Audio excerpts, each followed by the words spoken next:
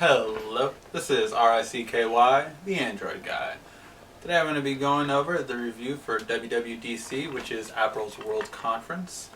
Now, this is from an Android user perspective, so take it with a grain of salt if you want. But I'm just really going to show you guys how disappointing and how much like a deja vu this entire conference was for any Android user. And if you don't believe me, for every new feature that's been on Google or Android, I'm going to actually show you the app or feature that actually used it and tell you how long it's been used for. Alright guys, so if you don't believe me, let's check it out. Alright, so let's get started. First, Tim Cook was definitely dressed as Steve Jobs, or trying to, I guess. Second of all, let's go right into it. First of all, the big shock, USB 3.0 is now going to be on MacBooks. The reason why this is so surprising is because Mac spent the entire first year of Thunderbolt, when they were developing it, to say how bad USB 3.0 was going to be compared to it, and now they're bringing it on.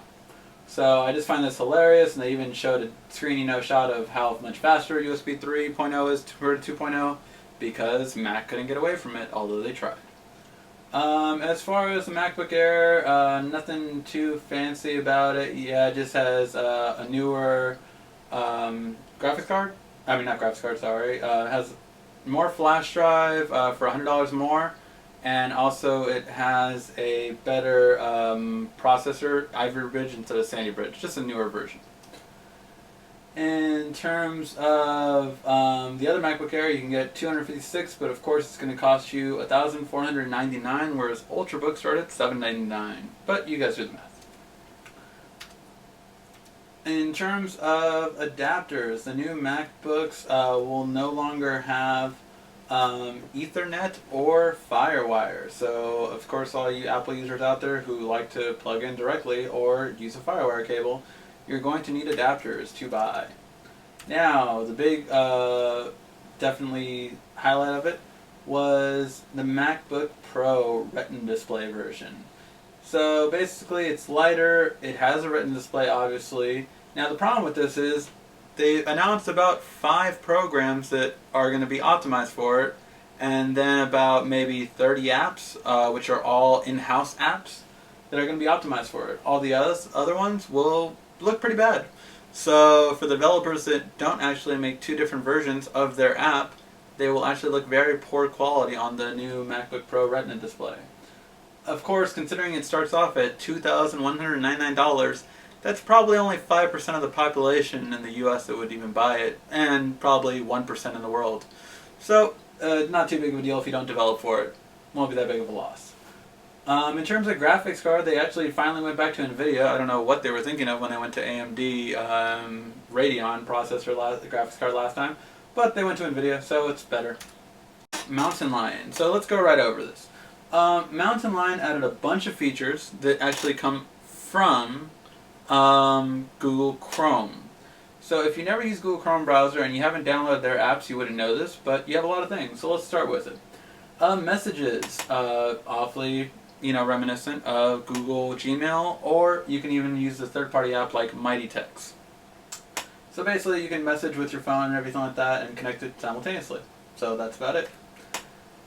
They did actually talk about their iMessage users, and they have 140 million and have had a couple messages sent, although not that many. If you actually multiply, having users, multiplied by 10, you actually don't have that many messages sent by every user. So it actually shows that most users actually have not used iMessages. In terms of Mountain Lion, it will cost you $20 even if you buy a new MacBook. So just keep that in mind. You will have to buy it no matter what MacBook you have.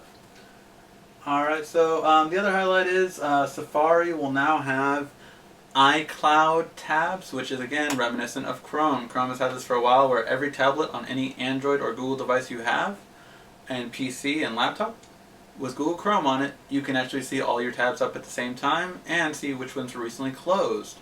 So that's all the same coming from Google Chrome. Now let's see iOS 6.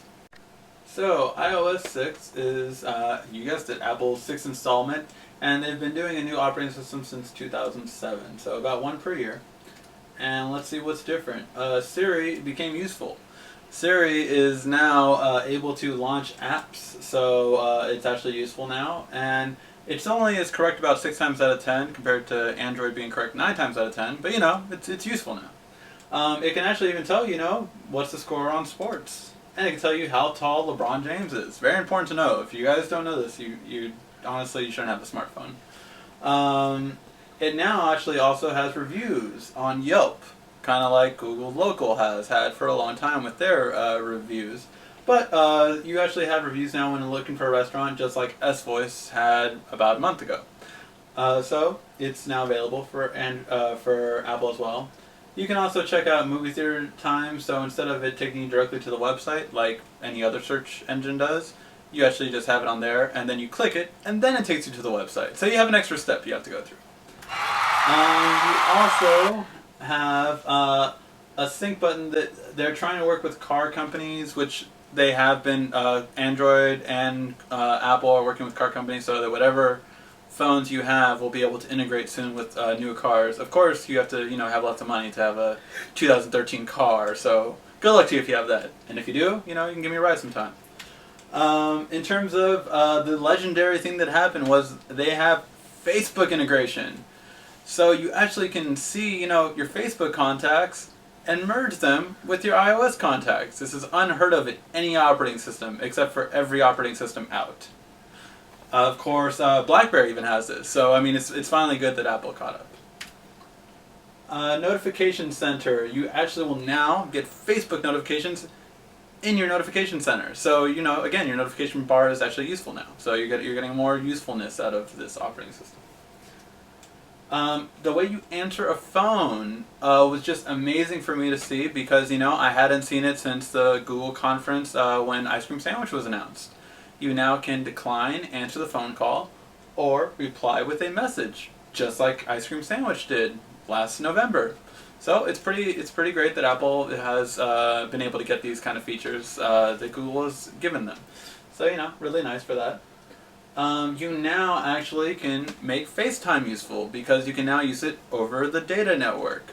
And because Apple still only has VGA cameras, you can actually see them, kind of okay over data stream because, they don't have 4G. So VGA and 3G work out pretty well. Of course, it would be nicer to have, 2 megapixels on 4G, but, we're not nitpicking over here. You also have, again, iCloud tab, so you can actually see your browser from your computer, from your tablet, from your phone, just like Android's had for a couple months now, using Google Chrome browser. So, something that they have. You now, probably the actually most unique one, and one that wasn't taken from Android, so remember, out of all these apps, this is actually one feature that wasn't taken from Android, so very important, this one. When you go on a website, it actually tells you if there's an app available for it instead of that website, which I thought was pretty cool. I was like, oh man, that's really cool, it's really useful. Of course, most of us go directly to the market store and actually get the app first, and then, we rarely go to the website. But, it's cool to have, I guess, that's cool. Yes, you can now share your photos and you can select what people you share them with and everything like that. Again, like Google Plus has had for about a year now. Yeah. You also have VIP on your mailbox, something that was unheard of, or except before Gmail had it for their starred, Which, the whole idea behind Passbook is you have all of your coupons and all this kind of stuff and gift cards with you and everything like that. Again, kind of like apps that have been around, third-party apps for a long time, that have all your apps, have all your credit cards and everything like that. The bad thing about it is actually that they automatically stay on at all times. So unless you actually close down Passbook, you actually won't have this using up your data and constantly using your GPS to see where you're at. So I really don't recommend this app, even starting it, just simply because your phone was going to die a lot quicker. You also have a single app mode, which is like a safe mode for kids. And lo and behold, we have a home and a back touchscreen button. I know I've seen that in some operating system before, but I don't know which one. I don't know which one uses a home or a back button. But it's there. Now, Google Maps. Oh, I mean, not Google Maps. They don't have Google Maps anymore. These new maps basically have begun to have reviews, have begun to have photos, and have predictive traffic view. Not actual live traffic view, but they've made a very clear predictive traffic view. So it'll predict your traffic, but not necessarily have a live feed of it. So very, very close distinction that most people didn't notice. They are trying to be real time, but again, they're kind of catching up with this on being able to. But they do give iOS users an option to keep it, to make an anonymous add-on to it. So if you know there's traffic here, you can frustratingly text from your phone and tell them, look, there's traffic here. Because, that's what you think of when you're in traffic. Now, you do have turn-by-turn navigation. Again, not any phone has had this forever. About 4 years now, I recall. But you have turn-by-turn navigation, so you can actually see what's in front of you, see places in front of you, and you have 3D computerized maps. Now, the important part about iOS 6 overall, to be honest, is actually that it's bringing fragmentation to Apple, which is kind of funny since they always complained about Google with fragmentation. So here's what I mean by that. You have an iOS 6, but really it should be called iOS 6.0, 6.1, and 6.2. The reason is because they're not going to be the same on the phone you have. Even though iOS 6 will be on the 3GS, the 4S, and the 4, it will actually only have certain features on the 4 and only other features on the 3GS. So it actually won't work the same on all of them. Pretty fragmented, if you ask me. Alright guys, so this has been it, and I do invite you guys to check out the Google conference that will happen in about 2 weeks, so you can get a sneak preview at what iOS 7 will have. Alright, if you have any other questions, feel free to ask. This has been RSCKY, the Android Guy.